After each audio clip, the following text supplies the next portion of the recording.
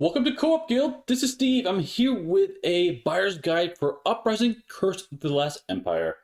Quick disclaimer, I was sent a review copy of this game, but the purpose of this video is to help you navigate all the different SKUs and products that are associated with this game to help you make a good, smart purchasing decision. So I'll be walking through all the different pledge levels and products, and I'll be providing my own thoughts and feedback on each of those.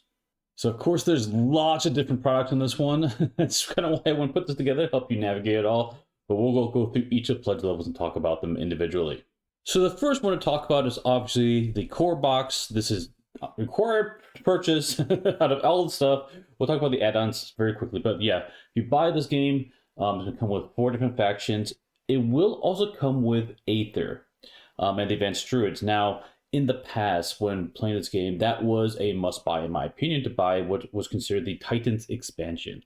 The Titans expansion added Aether and Advanced Druid element, and basically what that does for the game is it provides a very nice way of balancing the game with rerolls, and if you start falling behind, it's a built-in catch-up mechanism. So honestly, having those rerolls makes the game tons better, and it's a must-buy. But like I said, the nice thing is they've repackaged this so that you just need to buy the core box. You don't have to worry about the expansion anymore. So if you do back this, it will also come with the treasure box, which is going to have a ton of goodies in it. I actually don't know what's going to be in it, honestly. I'm sure it's going to be great. But it's also come with a faction pack as well. So the faction pack is this little box down here. And basically what that's going to do is whenever you play with these different factions in the game, they have a variety of different units. But the nice thing about this is you will be able to pick one of these cards that's going to give that unit a special ability or power, which is going to add a lot of replay to this game. Ooh, like, this is my favorite faction. Wow, I really like playing this unit. Let's give them an extra boost, right? So I can focus on building that unit and making it my star of the army, basically. I have not played with these off yet, but honestly, I'm very excited for that. The nice thing is that it's included free with all of these different pledge levels. So let's look at the gameplay tier. So this is all the gameplay elements. It's going to have 2 new expansions, in addition to what we've already discussed. The Titans expansion, and then the Arch Nemesis expansion. So the Arch Nemesis expansion is going to add 4 new factions. So if you want more factions to play with, different heroes and armies, that's going to give you the most number of them for that aspect. It also adds a new way of approaching the game in the sense that you can have a boss battle at the end of your game. So honestly, this is not one that I've played very often because I find the game is, I have no satisfaction just finishing the game at the end of the 3 or 4 chapters, whatever I happen to play. It will make the game harder, just to let you know, but it is a cool way to play it if you are looking for a big epic conclusion boss battle. The Titans expansion honestly is my favorite expansion for if you look for like gameplay stuff. It comes with 2 new factions. It comes with Titans and the Pirate faction. These 2 play very differently and are probably on the more complex end. Not necessarily harder to play per se, but they just play very differently than the other factions. All the factions play differently. These ones are definitely stand out in that complexity level. But the one thing I really like about the Titans box is it does come with modular elements. My favorite one by far is the mercenaries. So what this does is whenever you have these sea towers, which are these places of a marketplace and places you can teleport around the board, this is going to add a new unique unit that you can go there and recruit. And it kind of feels like almost like a hero or a legendary creature you can bring with your army, which is really fun. The problem is when they are destroyed, they're out of the game. So kind of want to protect them, but they have a lot of fun abilities, and I always play with mercenaries. Love that part of the game. The other module element contained in the Titans expansion are these Banes, and these Banes are a way of providing additional variety to each of the legions and hordes that pop out. So these are the main enemies you fight, but basically when one of them appears, you will reach in the bag, draw this chip, and this chip will give them additional power or effect, which definitely makes the game harder, but also more varied. So if you're looking for an increased challenge, that is another way to do it. Now, of course, that's a modular element. You don't have to play with them. So there are other boxes in the set down here, and we talked about one of them already, the faction upgrade one, units upgrade. But the other 2, one is called the Allies, and the other is a treasure box. The treasure box is just more items for your marketplace. So honestly, that's a really nice add. You just throw them in there and they're really fun to play with. Just more things you can buy, more cool abilities to do. The Allies expansion is a deck of cards that will add to all the factions in the game. So basically what's going to happen is you start with 2 feats. That's your starting feats for each hero. Well, now you get a third card, and that third card is going to be unique for that hero, and it gives them a power that basically duplicates their innate powers, but applies it for all other people in the game. If you're coming into Uprising and you want to play this game cooperative, in my opinion, that is a must-buy. That turns a game from like a more collaborative experience to a very cooperative experience where I can directly help you and affect you, and it honestly is a must-include for co-op, my opinion. If you're playing it solo, definitely don't need it. It won't do anything for you. Now, the last thing are these blessings over here. This is also a module I always play with. These are not too many cards, and maybe like, I don't know, a dozen or so different cards in the deck, and basically they are very powerful positive effects for the players, and there's a couple ways you can play with them. The primary way to play with them is when an enemy comes out in a certain situation, like an extra enemy that pops out, they will come with a blessing. When you defeat them, you gain that blessing, and that blessings are very, very powerful effects. Could be something like, hey, go find any item you want in the deck and just gain it, or like, hey, set some dice to whatever you want, right? For example, really powerful effects. The other way to play them is you just draw one at the beginning of each chapter.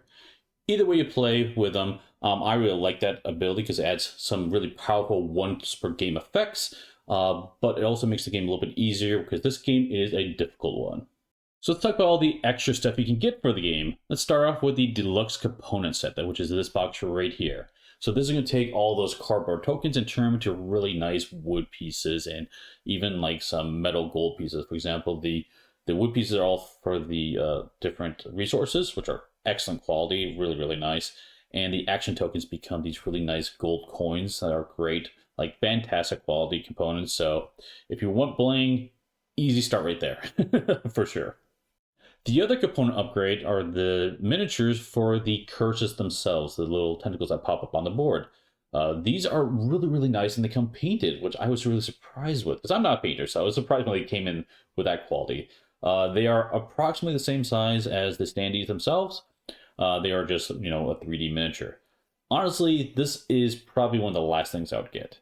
They are really, really nice, but the nice thing about the standees is they're small, and so if you work about storage, it's easy to store. And they also have the icon, the little X icon printed on them, so it gives you a little bit of information.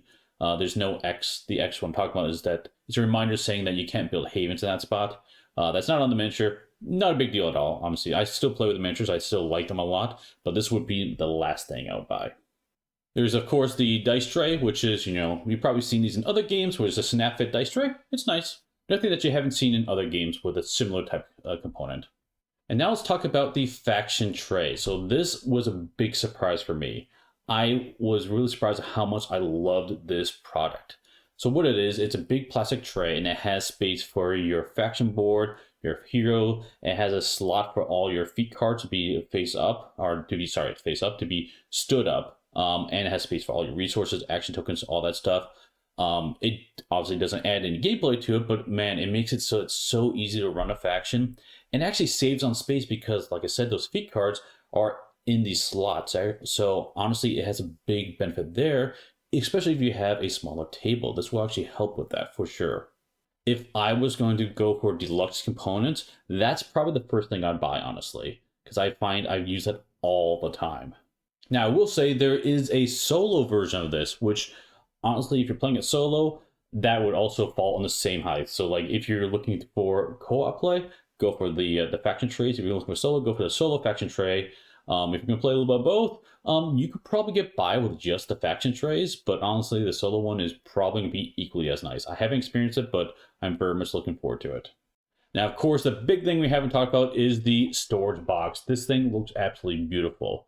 I'm particularly excited for that because I'm a sucker for a good storage like this, So this will fill a full couch shelf. The nice thing is it's going to have space in there for additional expansions and factions in the future. Really nicely organized with trays that can actually pop out. Like, it looks absolutely gorgeous from what I've seen in the pictures on the preview page. Like I said, I haven't seen it myself, but this is an easy get if you're going all in. Like, if you're not going all in, it's a tough call, right? I don't know how, if you want to dedicate a whole calyx for something that probably is going to take you a full calyx. And honestly, The storage of each of the boxes, how they have the factions in there, it's actually really nice. It's not, it won't be as nice as this box though, for sure. Like once you get to have a ton of components, stuff like that, I do have to dig out all the boxes and find which factions in the right spots. So this would be a much better solution, but honestly, I don't think you need it unless you're going all in. So the solo upgrade pledge here gives you everything you need for solo play. It'll give you the new solo mode with all the new cards you need to play that one. And I'll give you the solo faction tray, which is the tray I mentioned earlier. Like I said, I've played with the deluxe faction trays for when you're playing one faction at a time, but this looks absolutely beautiful and allows you to play those two heroes for your one faction. More space for cards because you have more cards when you're playing solo than you can when you play single faction. So like I said, I was surprised at how much I played with those faction trays. So this one, if you're playing a solo, would be high on my list to purchase. So I'm going to ignore the pledge levels and just talk about the products individually real quick and kind of break down, if I was to rebuy this game, what would I focus on? So obviously the first thing to purchase is the core box. You have to get it to play the game. Easy choice there. Now after that, honestly, I would go for the faction trays. To me, like I said, I was surprised on how much this was a pleasure to use and playing the game. It would help me organize my play area and honestly take less space because it's a big game. It takes up a good chunk of space. And so yeah, that would be my next one to go to. I know it's not gameplay, but it helps so much with playing the game, and that's why it's so high on my rebuy list. And while the faction trays are very high on my list, of course, the solo faction tray would be equally up there. It just depends if you're going to play it primarily cooperative or solo. If you can play it primarily solo, obviously go for the solo faction tray instead of the 4 faction trays. The next thing I would go for, it depends on your approach to the game. If you're planning to play this mostly co-op, I would go for the Allies card pack. So that gives you those cooperative abilities. That is very high on the list because otherwise it turns the game from more of a collaborative experience to a cooperative experience. But if you're not sure you're going to do co-op or not, the other one, which is really up there for me as well, is the Blessings card pack. That one I play all the time. It gives these very powerful abilities to come out. It does make the game a little bit easier, which is a nice change because the game can be really difficult. And I love those abilities that come out. Like, ooh, a very powerful one-time effect. When's the best time to use it? Who should get the benefit for it? Really enjoy that element to the game.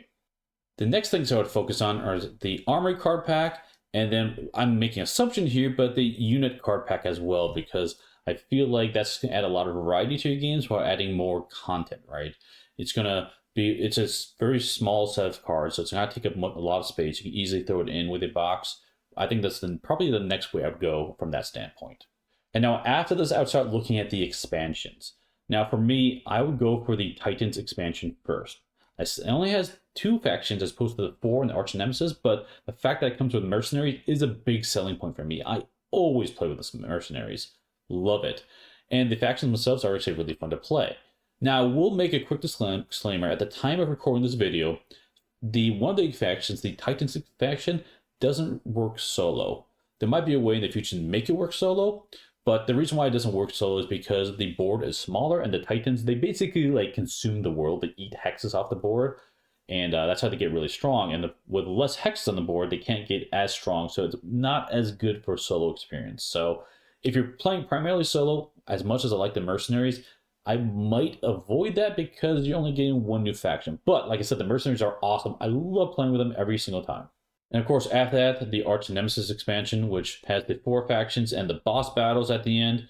I don't really play with the boss battles very often at all, but it's a nice way of approaching the game if you're interested in that. But the 4 factions are absolutely worth it. There's some really fun factions in there. In fact, my favorite faction is part of that set. At this point, if you're going this far in, then of course you'll get the deluxe components, which are really, really nice. Honestly, the thick wood and the metal coins and everything, beautiful production, really great. And with Uprising, you're checking lots of dice, so the dice pack is really nice to be able to pass those dice around the table, because you are rolling a ton of dice in this game. And then finally we have the dice tray and the miniatures of the painted curses, which are both very nice, but honestly, this is probably the last thing you need. So hopefully you found this information useful. If you have any further questions, feel free to drop them in the comments section of this YouTube video. I'll do my best to answer them. And of course, if you like this type of content, like and subscribe helps a ton. We have other videos you can check out for Uprising. I'll have impressions video and the true solo playthrough video. You can check out them there. Thanks everyone for watching. We see you next time at the guild. Bye bye.